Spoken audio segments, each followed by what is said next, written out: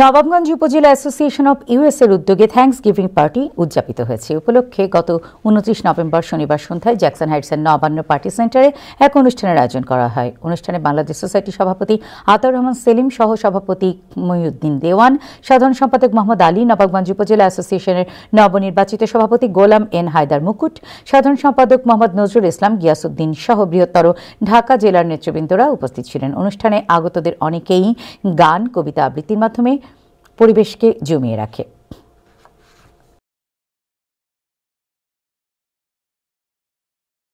আপনাদের আসার জন্য আমি আবার আপনাদেরকে অভিনন্দন মোবারকবাদ জানাচ্ছি যে এই থ্যাঙ্কসগিভিং পার্টিতে এরকম একটা আয়োজন করবে, সত্যি আমি খুব মুগ্ধ হয়েছি।